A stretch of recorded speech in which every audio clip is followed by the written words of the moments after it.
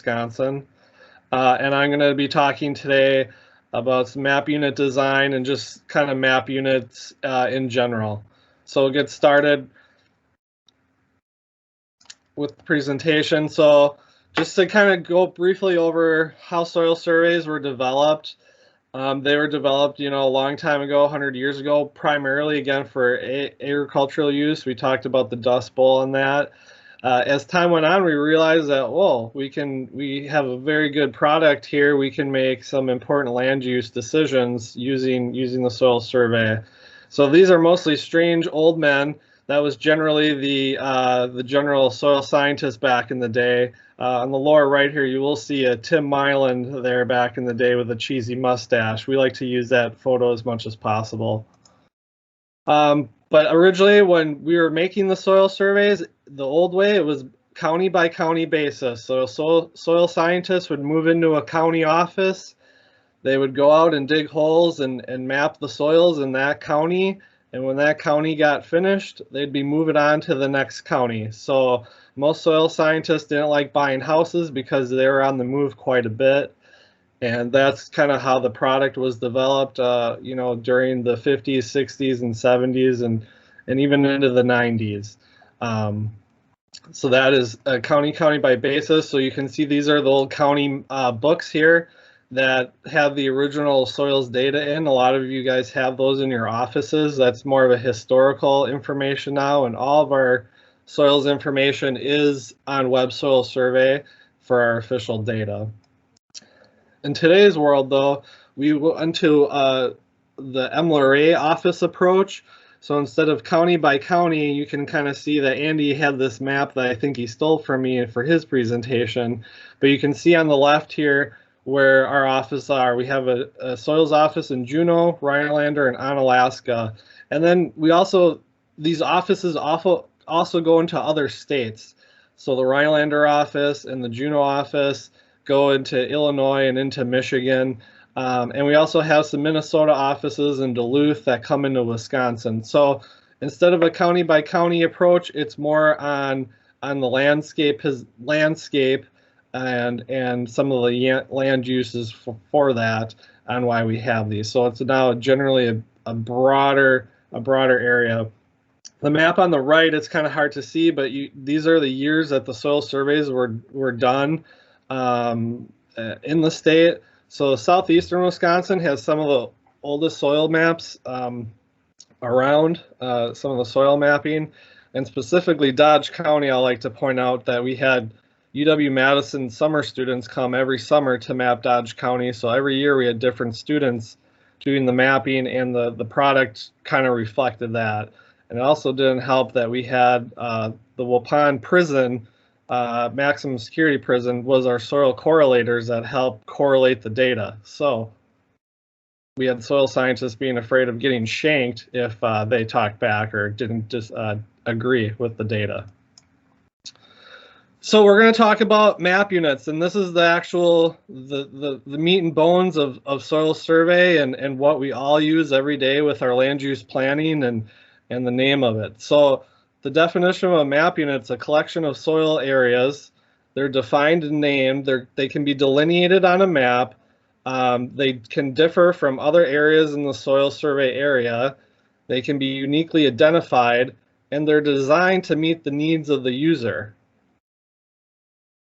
So a well-designed map unit is that we like to look at from a soil science perspective when we're out mapping soils and looking at the landscape is it has to have some patterns that are consistently associated with features that we can see on the ground. So sometimes a vegetation change helps us figure out that there's a different soil type there, slope gradients, aspect, and geomorphic position. So again, it goes into some of these soil forming factors as well.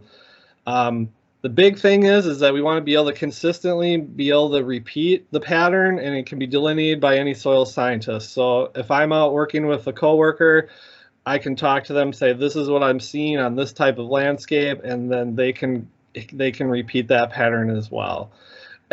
Once you can figure out a pattern based on the landscape, it can help you decrease the number of holes that you actually dig to confirm what your theory is on the type of soil there. So identifies the patterns of occurrence for each component. So to kind of just give you the difference between a series name and a component name, the series name is the name assigned to a soil type to make it easier to communicate to one soil scientist to another or to the public. So we generally refer to soils as, oh, I'm working in the Dodge soil series today, or I'm in the Plainfield soil series today, or I'm planning a waterway in the Friendship soils. My claim to fame is in northern Minnesota, we have a loogie soil, and it's not like spitting out, you know, when you spit, but loogie was named after a lake in northern Minnesota, and we found a new soil there, so I got to name it the loogie series.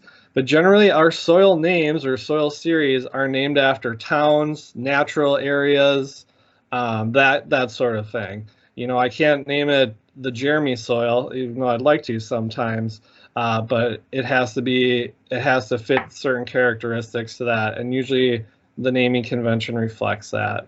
So that's the soils, the series name. So we're all kind of familiar, hopefully, with that. Now with the component name, that is made up of series of names and percentages within the map unit. So if I have a map unit of Plainfield sand, that is the major component to it. So if you take a look at the component of a Plainfield sand, the map unit is PHB, 2 to 6% slope. You'll see that there are several components in this map unit. So this means that there could be anywhere from these 4 soil types within that map unit or in that component. So each one of these is a component within the map unit of Plainfield sand. And we try to list the percentages of where we're going to find those components. So in Plainfield sand, 90% of the time we're looking at Plainfield sand is the major component to it. Okay, so we have a couple different type of map units that we have when we soil scientists are creating map units. So the first one, the consociation, that is where it's dominated map unit by one component. So I pretty much have one soil type in that whole map unit, and there's no deviation. So almost about 100% or so of that soil type is in that delineation. The next type of map unit we have are complexes and associations, and that's a little bit more tricky, and that's where we have 2 or more dissimilar components that occur in a regular repeating pattern.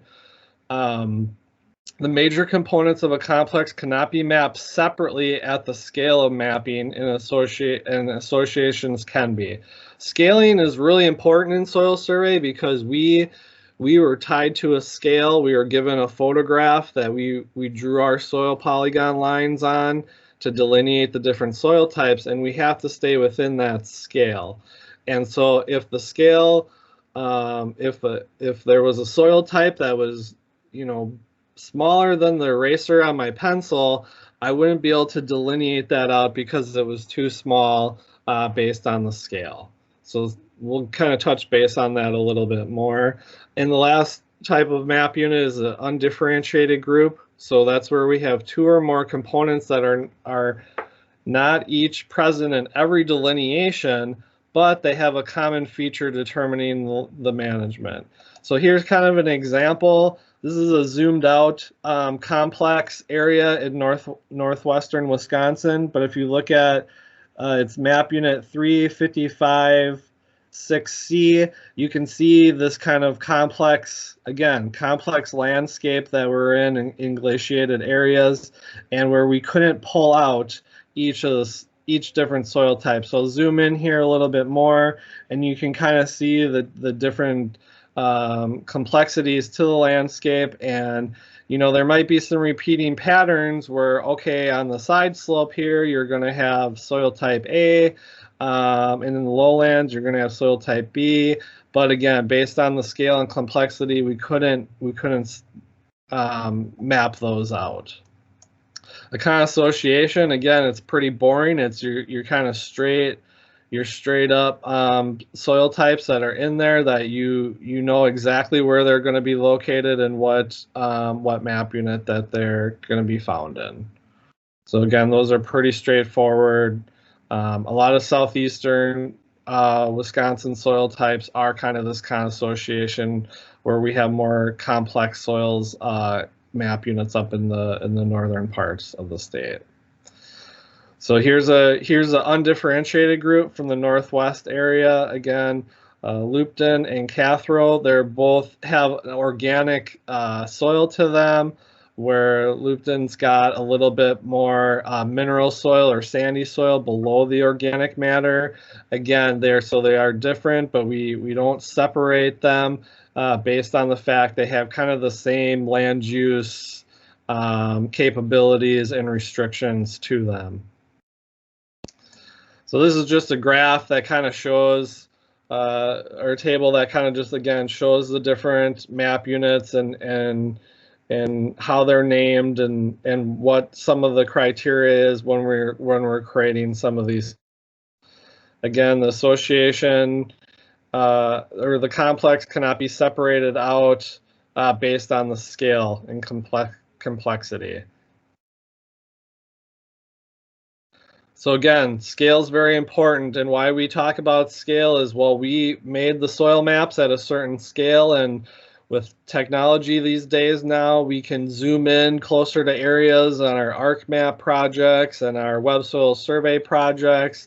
And so I'm sure a lot of you that have used web soil survey have seen kind of this warning when you zoom into your project area and you're zoomed in pretty close that, you know, the soil survey was not intended to be zoomed in based on the scale that it was made at, to be zoomed in very closely to be accurate. So we have different scales that we use, different orders that we help us based on land use in terms of how we create the soil survey. So order 1 is our most intensive soil survey that we would do.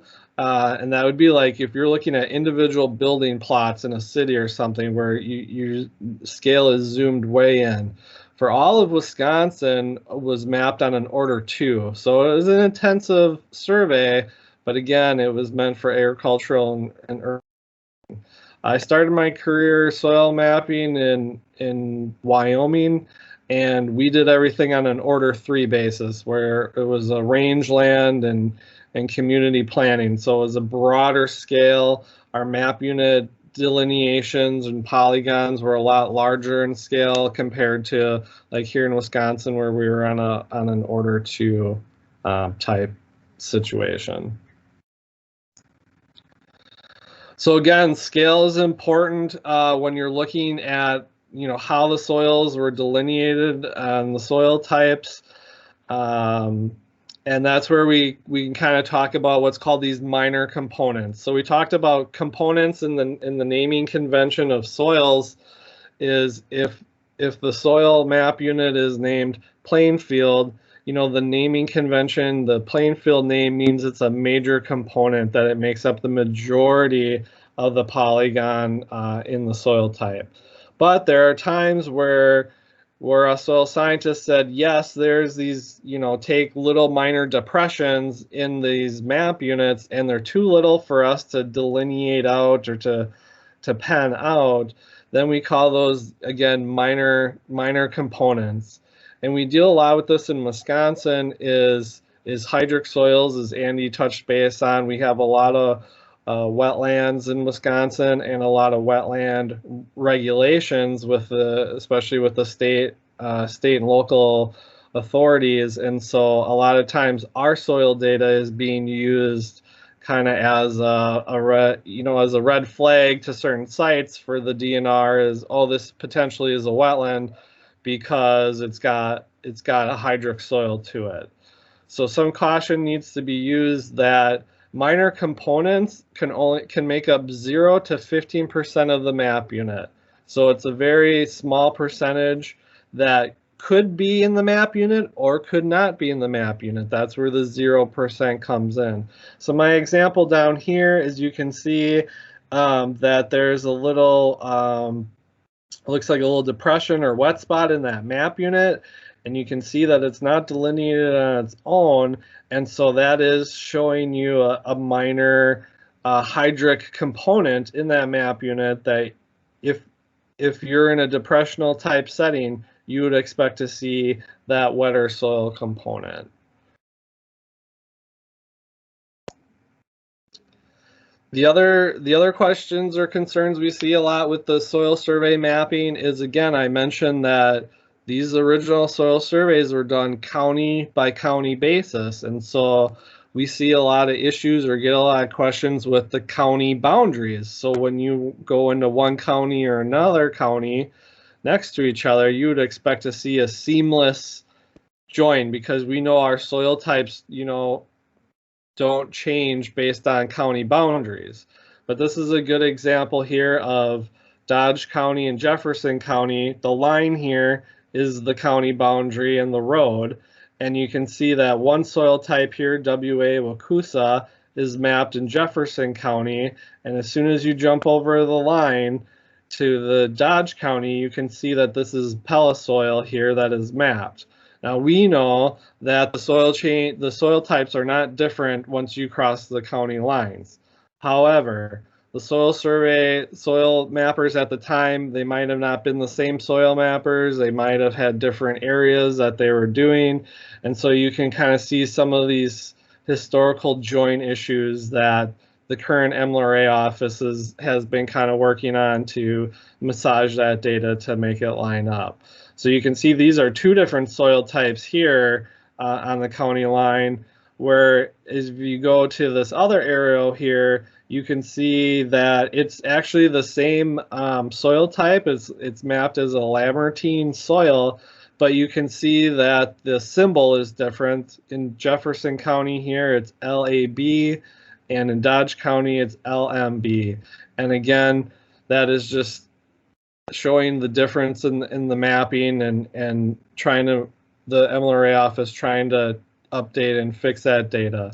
And now in Wisconsin, we're real fortunate, you can say, that we have a couple different symbols that we use. Most people are used to these type of symbols on the soil maps is a letter type system. The newer soil surveys are a number system, so that's a numbering system. So people that work in Dane County and probably some other counties in the Northwest, Dane County has both numbers and letters based on most of the driftless area in Dane County is a numbering system. So they unfortunately have kind of two sets of symbols to learn their different soil types on. So to help us delineate the soil survey and delineate our soil map units, we're looking for patterns by landscape, landform, geology, climate pattern, slope aspect. So you could expect to see not, in the driftless area, you might have a little bit of aspect, soil formation, different map units that way. But if you go out west to some of our more mountainous states, there's a huge difference between your south-facing slopes and north-facing slopes in terms of the different soil types that you see there. So that's something to pay attention to. But again, these are all the things we look at to help create map units and delineate them on the ground. So in terms of just the naming of the map units, these are some examples. Plainfield sand, that's the name of the consociation.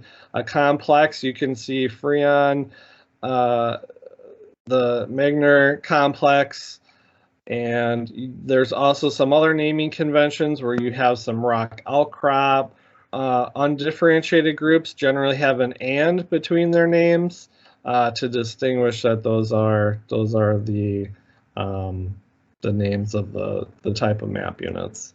So with the phase, there's also phases of map units where generally Plainfield sand, that's pretty general, but we have phases like it's a very stony surface. So it might be 0 to 4%, very stony. So when you see very stony in the name of the map unit, one can assume you're going to be dealing with a lot of rocks. And so from a land use planning standpoint, right away, before you even dig into the data, looking at the name of the soil can tell you that you might have some land use challenges for conservation planning.